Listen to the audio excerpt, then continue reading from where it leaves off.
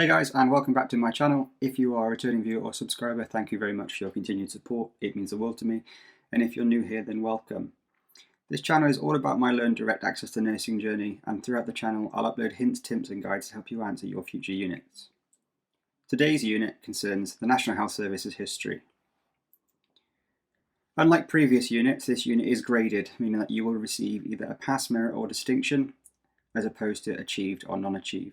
It's also important to understand that you can still send drafts to your tutors until Unit 9. So this one means that you can send drafts to your tutor and you can get feedback on how to improve, or if it meets the standard for a mark, you can just upload the assignment. So this unit requires you to produce a journal article around the history of the NHS. And if you're not familiar with how to produce a journal article, please go back and read academic writing skills. And if you're not on the course or on a different course, you can use YouTube, as there's a plethora of tutorials here that fit all learning styles. I chose to use Apple Pages for this because they have easy to use tutorial templates for journal articles, meaning it was really easy to input my work, put diagrams and graphs and pictures in, and just to make it look really smart. Once completed, I use Microsoft Word to export as a PDF, and there are various apps that you can use for journal articles, such as Google Docs, Microsoft Word and Publisher. These are all really good tools for you to use. So let's have a quick look at the question. So like I said earlier, the question is split into 3 different sections, and you're required to provide an analysis of the factors that led to the creation of the NHS, an explanation of how the NHS responds to the changing demands placed upon it, and finally an analysis of how changes to the funding have impacted the NHS over the last 25 years. It's also really important that you look at the assessment verbs. Like I've said in my last few videos, you have 2 different words here, so you have an analysis and an explanation. You need to note as well that if you are on the course, the format may have changed when you do this unit, so it may not be a journal article, but please be aware the questions will be worded similar or very much the same. The guidance here in the light grey says that you need to provide your layout in a structured style of writing using the format for a journal article, and you'll need to use images within your journal article to support your written commentary. So remember to include the name of your journal article, relevant subheadings, images that support your written commentary. Write the article in 2 columns, that's really important. Don't just do it in 1 column, you need to do it in 2 because this is a journal article. And a timeline of significant points in the NHS. All sources need to be used and referenced in a reference list, and a bibliography must be submitted. And then the maximum word count here is 2,000 words. So the first part of the question that you're going to answer is an analysis of the factors that have led to the creation of the NHS. So I'm going to play very short screen recording of my PDF file for this, and we'll go through how I answered the question and the sources and pictures that I used. So as you can see here, this is my journal article, and at the top is my heading, the National Health Service, and then for every question that I need to answer, I put a heading at the top followed by the 2 columns underneath. So to answer the first question of analysis of the factors that led to the creation of the NHS, the populace in Britain grew exponentially from 1800 to 1900, with London shrouded by a mostly indigent populace with inadequate overcrowded housing, often unheated, unsanitary and disease-ridden, facilitating outbreaks of cholera, dysentery, typhoid and tuberculosis. Healthcare was reserved for the middle and upper class who could afford to be prioritised, whilst the poor were treated in inadequately equipped and trained voluntary hospitals. Prejudiced changes in legislation, as seen in the new Poor Laws of 1834, served only to exploit further the able-bodied, young, working-age adults, sick and elderly, by removing access to previously given relief benefits. In exchange, they were forced into a form of internment labour within workhouses with appalling conditions deliberately sanctioned by the Parliament to deter what they described as further idleness and cursed spending.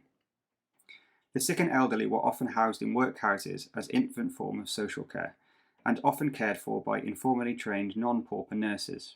In truth, this system was often abused to benefit those providers, often depriving those housed within of civil liberties. Social reform activists like Elizabeth Fry, Thomas Chalmer, and Octavia Hill paved the way for better institutional quality of care, affordable, clean, and less crowded social housing. Overall, ameliorating conditions for the poor. Some would argue paving the way for an ideology of a national health service. Liberal reformers forced the government to commission a report into the maternity of poor laws of 1834, spearheaded by Edward Chadwick.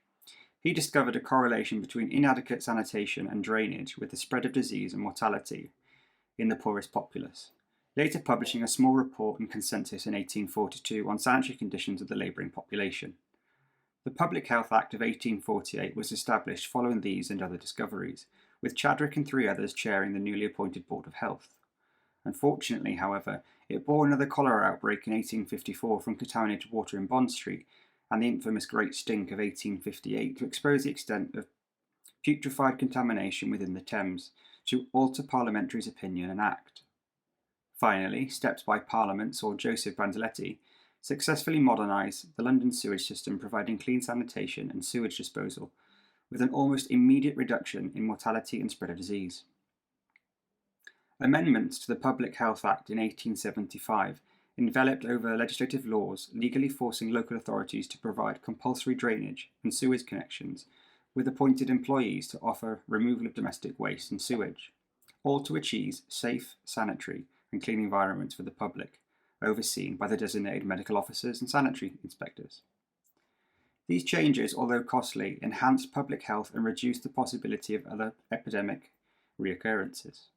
In 1911, the National Insurance Act was introduced to remove stigma from the poor laws and provide a form of healthcare insurance to protect the working man against loss of earnings from ill health.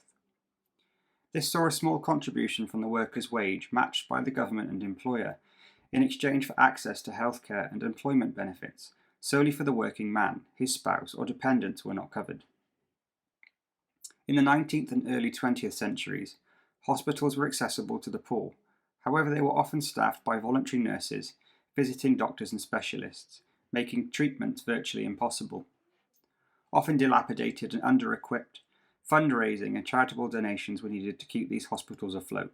In addition, hospitals were often unable to house the ever-increasing populace, so the development of wards and infirmaries came to accommodate these patients. Unfortunately, it wasn't uncommon for the patient to die. So as you can see, throughout pages 1 and 2, I've put various pictures in that complement my commentary. So for example, when I explained about prejudice laws and changes, Elizabeth Fry, Thomas Chalmers and Octavia Hill, I put them into a little section at the back, and in my first paragraph I mentioned about overcrowding housing conditions, so I just put a picture just to illustrate overcrowded housing in 1900 Britain. And then below you can see when I discussed about the changes into Acts, Edwin Chadwick and Joseph Balzetti with the Public Health Act and the Great Stink, just to illustrate what I was writing. And towards the end I mentioned about wards and infirmaries. Well, the last picture there just shows like an early ward. So it's really important that when you're answering this question that you provide an analysis, so you look at different factors that contribute to the creation of the NHS. And it's really important that when you have pictures in here that you label them figures 1 through however many you have in there, and that you label them within the Harvard referencing style, which you can see written next to it, and where I found it in brackets. So as you saw there from the previous part of the video, you were asked to write a NHS timeline to show significant dates from its inception in 1948 up until the current day. So as you can see here, I've basically just done NHS timeline history on the right with the key pictures to complement my commentary on the left. And as you were asked in the start by the guidance to make sure that you did it in 2 columns, I set it out this way. I'm not going to sit here and read them all because it would take too long, so please feel free from this point to pause and navigate through and have a look at what I've written to give you some ideas of where to go off and research and maybe find some other dates that I've missed to be put into your own work. So I put in 1948 that the NHS was created under a Labour government spearheaded by the Minister for Health, Aaron Bevan, and as you can see I put a picture of him at the top there in figure 12. And when you're putting pictures in again, just make sure that you label them in numerical order, so figure 1 through to however many you have, and that you put a little caption of what the picture is, followed by the shorthand reference for images, as you can see that I've done there. Also, you can see there that I've used a picture from Wikipedia. Quick disclaimer, don't use Wikipedia as a reference because it's not reliable in any sense of the word. Even if that's pictures, I was picked up in this in my guidance and referral from my tutor. So the next part of the question that you have to answer here is an explanation of how the NHS responds to the changing demands placed upon it. And I'll show you what I've written here in the next part. As you can see here is the question, changing demands and responses within the NHS. Figure 16 shows a very quick diagram of the things that I'll be talking about, and it was just used to save word count. So I answered the question by saying that Aaron Bevan launched the National Health Service in 1948 with the following words. On July 5th, we start the new National Health Service. However, the NHS quickly became under heavy scrutiny for inflating costs. Within the first year, it had cost £248 million, £140 million more than estimated. The increase in cost was undoubtedly attributable to public demand in areas such as dental and optical care, with optical care alone costing £25.9 million in 1949 and £24.7 million in 1950. As a result, 1952 saw a Conservative government respond by introducing charges towards prescriptions, dental and optical care to curb overall expenditures while still meeting public demand.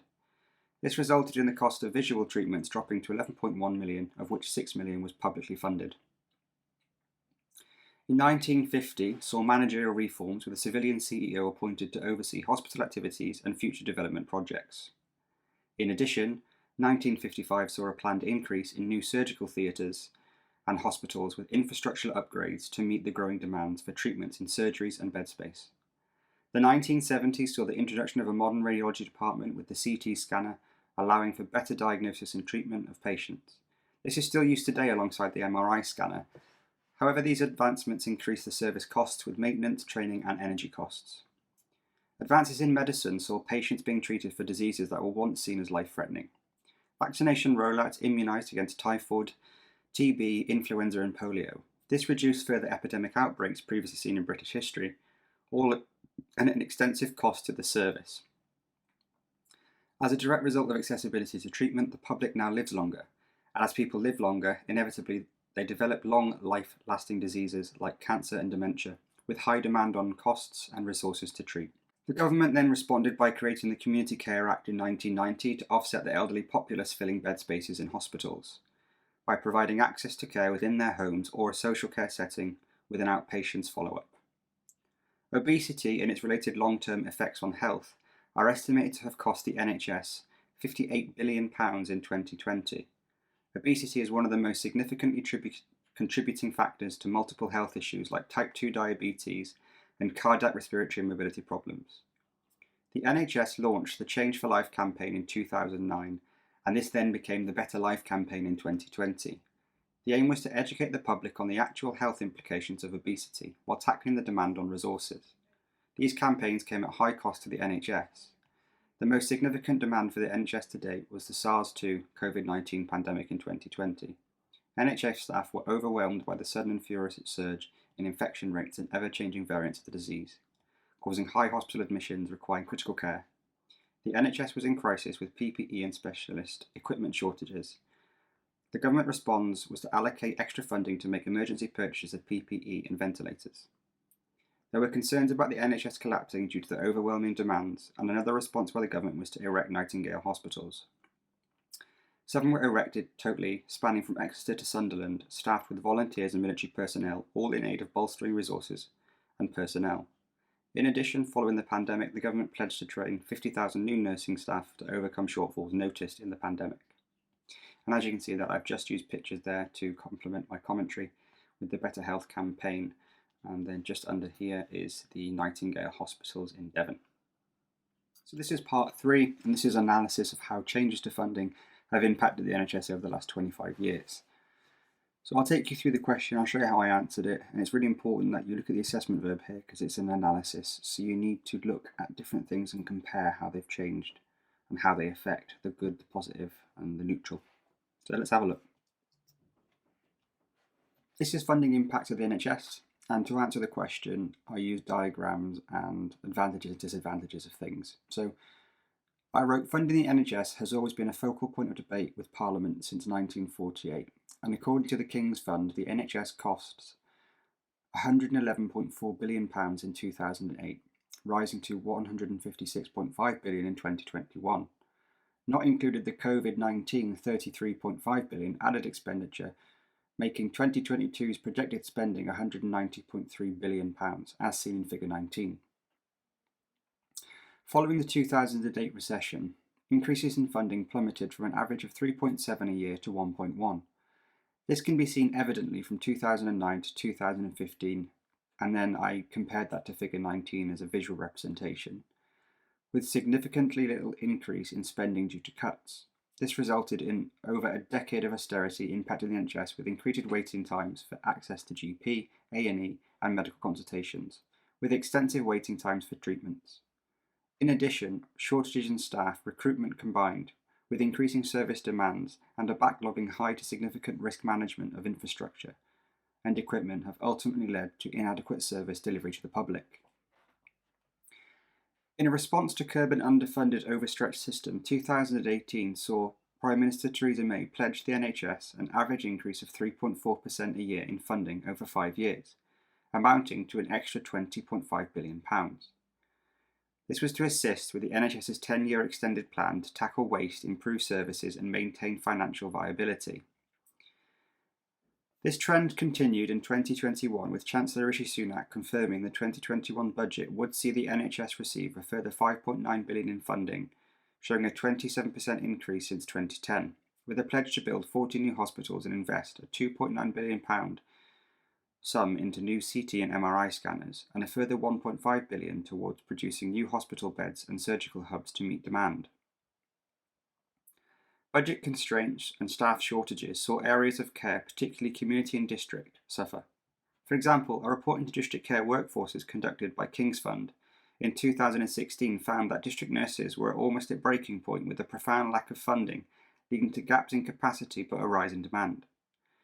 The same report stipulated that these pressures are compromising the quality of care for some patients, and that this is having a deeply negative impact on staff well-being, with unmanageable caseloads leading to fatigue, stress, and in some cases ill health. This shows how underfunding the NHS has impacted delivery of patient care and the care of its own workforce. 2022 saw the introducing of marketed forces within the NHS to reduce spending, improve the delivery of services, and overall efficiency. The Health and Social Care Act 2012 introduced competition with private sectors, bidding for service contracts and competing rates. This was a way for the NHS to improve spending and efficiency. There are disadvantages and advantages to market forces being applied to healthcare. Some advantages can be an increased management efficiency in healthcare, opening up the market and creating a competitive environment to capture better deals and reduce costs and rising pressures from demands. Allowing freedom to reduce the capacity in areas of spending that were lower in demand and increase spending in higher demand areas. Change supplier if not meeting criteria or demand. Disadvantages can be seen in the form of companies creating monopolies on services, discrimination on who gets treated based on illness and cost of treatment, and this goes against the morals of the NHS. Another disadvantage is overall market failures. Overall, it is increasingly evident that funding to the NHS, whilst having increased over the last 25 years, has not met the increasing demand and cost to the service.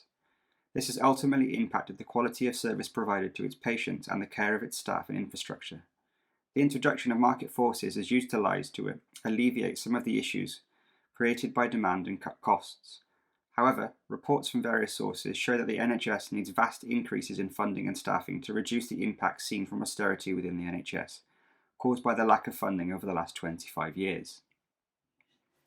So that there just analyses the impacts on the NHS with financial crisis. And as you can see, I've given them examples of where funding has come from, how it's changed over time, and how they look at increasing it or decreasing it. I then looked at market forces and I've shown advantages and disadvantages, with my overall conclusion summing up everything that I've just talked about. That's how you would answer an analysis question, by making sure that you have things that you can compare to, things that you can prove that have increased or lowered funding, and then advantages and disadvantages with an overall comparison on everything that you've just talked about. Okay, so as you saw there, I took you through those three questions that you need to answer for your journal article, or if it's a different format, the questions will most likely be the same. So I'll take a quick look at reference and bibliography. Now I know that it's going to be really hard for you to see what I've written there, but when creating a reference list in bibliography, it's crucial to use a consistent referencing style to ensure that you have accuracy and credibility in your work. And as I stipulated earlier, that LearnDirect used the Harvard referencing style, which provides a clear and concise format for citing sources in your academic writing. I used a variety of references from HM Government, the BBC, NHS England, the Health Foundation, and the King's Fund, among others. And in the bibliography, I made sure to include sites that I've looked at and that I've gained knowledge from, but I haven't directly used in my work to show further reading. So it's really good to know that the reference list in bibliography are not including your word count, so don't worry when you're doing your work and then you're referencing things along and your word count's like suddenly 6,000 words. The reference list and bibliography aren't included. So we'll take a quick look at my assessor's feedback. My overall grade for this was a distinction once I've submitted my work. It took around 5 days for the assessor to get back to me with my final grade and comments. And my assessor just wrote that you've shown deep understanding of the changing landscapes and the introduction of market forces has attended to make more effective use of funding. Explanation how the National Health Service responded to the changing demands placed upon it. This was an excellent and included how the NHS responded to demands with initiatives I would have liked to have seen a reference to the tripod system. You analysed factors which led to the creation of the National Health Service, including historical laws and the creation of income tax. This was excellent. And you have submitted an excellent article and shown excellent digital skills with clear referenced pictures. So down below you will get a grade descriptive feedback, and for understanding the subject I received a distinction. For application of knowledge I had a merit. For communication presentation I had a distinction, and for quality I got distinction. So overall I received a DMDD and an overall mark of distinction. So I'd really like to take this opportunity to thank you for your continued support and to help me grow this channel. Please subscribe, like and comment. I'd like to help as many people as I can go along their access to nursing journey. And please make comments about how I can further improve my videos. Until next time, take care.